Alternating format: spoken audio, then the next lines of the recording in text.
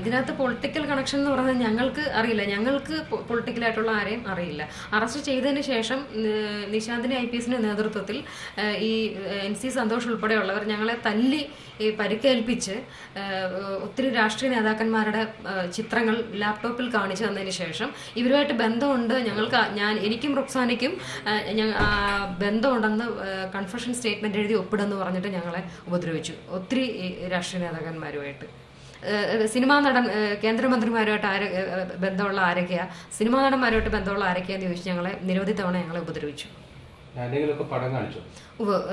പടങ്ങൾ കാണിച്ചു. അത് ലിനോ ജേക്കബ് എന്ന് പറയുന്ന ഒരാളുടെ ഫോട്ടോ കാണിച്ചു, ശ്രീ കുഞ്ഞാലിക്കുട്ടിയുടെ ഫോട്ടോ കാണിച്ചു, ഗണേഷ് കുമാറിന്റെ ഫോട്ടോ കാണിച്ചു, കെ വി തോമസ് സാറിന്റെ ഫോട്ടോ കാണിച്ചു. അങ്ങനെ കുറെ ആൾക്കാരുടെ ശ്രീ അബ്ദുള്ളക്കുട്ടിയുടെ ഫോട്ടോ കാണിച്ചു. കുറച്ചധികം ആൾക്കാരുടെ ഫോട്ടോ കാണിച്ചിട്ട് ഇവരുമായിട്ടൊക്കെ ബന്ധമില്ലേ എന്ന് ചോദിച്ചിട്ടാണ് ഞങ്ങളെ ക്രൂരമായി മർദ്ദിച്ചത്.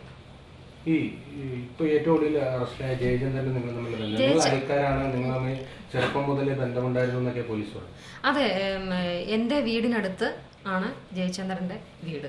ഏകദേശം ഒരു 6ാം ക്ലാസ്സിൽ പഠിക്കുമ്പോൾ മുതൽ എനിക്ക് ജയചന്ദ്രനെ നന്നായിട്ട് അറിയാം. ഈ കേസിനകത്ത് യാതൊരു വിധത്തിലും അയാളെ വലിച്ചഴിക്കേണ്ട കാര്യമില്ല. അയാൾ അകപ്പാടെ ചെയ്ത് തന്നിട്ടുള്ളതെന്ന് വെച്ചാൽ ഒരു വക്കീലിന്റെ നമ്പർ തന്നിട്ടുണ്ട്, ഒരു പരാതി എഴുതാൻ വേണ്ടി, പോലീസ് സ്റ്റേഷനിലുള്ള ഒരു പരാതി ഡ്രാഫ്റ്റ് ചെയ്യാൻ വേണ്ടി ഒരു വക്കീലിന്റെ നമ്പർ തന്നു എന്നുള്ളതാണ് അയാൾ ചെയ്ത തെറ്റ്. ഇല്ലാതെ ഇതിനകത്ത് അതൊരു തെറ്റായിട്ട് കണക്കാക്കാൻ പറ്റുമോ? ഇതിനകത്ത് യാതൊരു ഇൻവോൾവ്മെന്റും ഇല്ലാത്ത ഒരാളാണ് ജയചന്ദ്രൻ.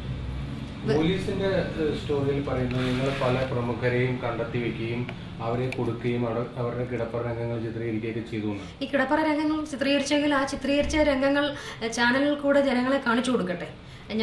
ഇല്ലാതെ ഞങ്ങളെ ഇങ്ങനെ ചിത്രീകരിച്ചു എന്ന് പറഞ്ഞ് അപരാധിയാക്കി ഞങ്ങളെ ഇങ്ങനെ ഉപദ്രവിക്കുന്ന എന്തിനാ? രംഗങ്ങളുണ്ടെങ്കിൽ അത് ചാനലിൽ കൂടെ എല്ലാവരെയും കാണിച്ചു കൊടുക്കട്ടെ. ഞങ്ങൾക്ക് അതിനകത്ത് വിരോധമൊന്നുമില്ല.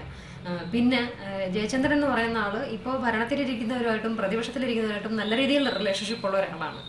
അപ്പോൾ അങ്ങനെ ഒരാളെയും കൂടെ ഇതിനായി പിക്ചറിനകത്ത് കൊണ്ടുവരുന്നതുകൊണ്ട് ആർക്കെങ്കിലും ഒക്കെ എന്തെങ്കിലും പ്രയോജനം ഉണ്ടാവാം. പക്ഷേ ഞങ്ങൾ 2 സ്ത്രീകളാണ് ഇതിനകത്ത് ബലിയാടാകുന്നത്. അതുകൊണ്ട് നാളെ ഞങ്ങൾ നിരപരാധികളാണെന്ന് കോടതിയിൽ തെളിഞ്ഞാലും ഇപ്പം ഞങ്ങൾക്ക് നഷ്ടപ്പെട്ട ഈ പേര് ഞങ്ങൾക്ക് തിരിച്ചു കിട്ടുമോ? ഞങ്ങൾക്ക് നഷ്ടപ്പെട്ട ജീവിതം ഞങ്ങൾക്ക് തിരിച്ചു കിട്ടുമോ? സജികുമാറിന്റെയും രവീന്ദ്രന്റെയും മണി സോഴ്സ് എന്ന് പറയുന്നത് ഇതിനകത്ത് രവീന്ദ്രന് പല വ്യക്തികളുമായിട്ടും പാർട്ണർഷിപ്പ് ബിസിനസ് ഉണ്ട്. അതുപോലെ തന്നെ രവീന്ദ്രന് സജികുമാറുമായിട്ടും പാർട്ണർഷിപ്പ് ബിസിനസ് ഉണ്ട്. സജികുമാറുമായിട്ടുള്ള പാർട്ണർഷിപ്പ് ബിസിനസ്സിനകത്ത് ഇതിനകത്ത് ക്യാഷ് എന്ന് പറയുന്നതിന്റെ മേജർ ഷെയർ രവീന്ദ്രൻ്റെതാണ്.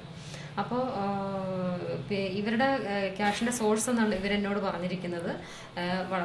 പല രാഷ്ട്രീയക്കാരുടെയും നേതാക്കന്മാരുടെയും മന്ത്രിമാരുടെയും പൈസയാണ് ഞങ്ങൾ റോൾ ചെയ്യുന്നത് എന്നുള്ള രീതിയിൽ എന്നോട് പറഞ്ഞിട്ടുണ്ട്. ഇവരിവിടെ 5 കോടി രൂപ 10 കോടി രൂപ വെച്ച് എറണാകുളത്ത് പല ആളുകൾക്കും ഇൻവെസ്റ്റ് ചെയ്തിട്ടുണ്ട്.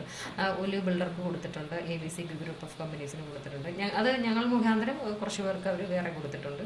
ഇവർക്ക് ഇവിടെയുള്ള എല്ലാ ബിസിനസ്സുകാരുമായിട്ടും നല്ല ബന്ധമാണ് ഉള്ളത്.